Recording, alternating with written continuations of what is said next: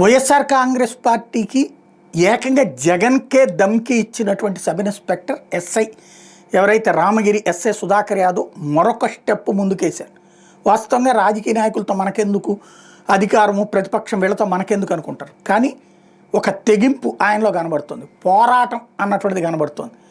ఎవరైతే మొన్న తన స్టేట్మెంట్ అంటే జగన్ని ఉద్దేశించి జగన్ ఏదైతే బట్టలోడు తీసి కూర్చోబెడతామన్నటువంటి ఇప్పుడు ఏమన్నా అరటికాయలా నువ్వు తోలు తీయడానికి అని చెప్పేసి ఘాటైనటువంటి హెచ్చరికలు జారీ చేస్తే దాని మీద ఆగ్రహంతో వైఎస్ఆర్ కాంగ్రెస్ పార్టీ వాళ్ళు తీవ్రంగా స్పందించినటువంటి వేళ అలాగ స్పందించినటువంటి వాళ్ళందరి మీద ఇప్పుడు సైబర్ యాక్ట్ ప్రకారం కేసు పెట్టడం అన్నటువంటిది సంచలనం సృష్టించింది.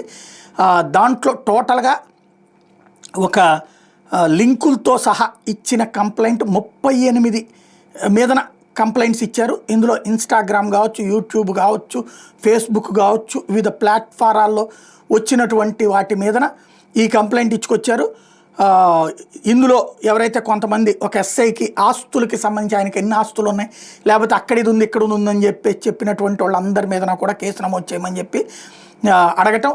ఇప్పుడు ఆ కేసు ద్వారా ఇప్పుడు దాదాపు 3 రోజుల పాటు కోర్టులకి సెలవులు ఉంటాయి.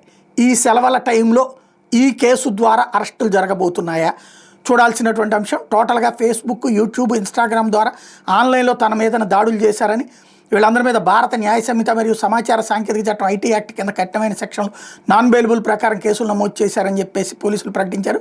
సత్యసాయి జిల్లా పోలీస్ శాఖ ఇప్పుడు వాళ్ళ కోసం వేట ప్రారంభించింది అన్నటువంటి తాజా అంశం.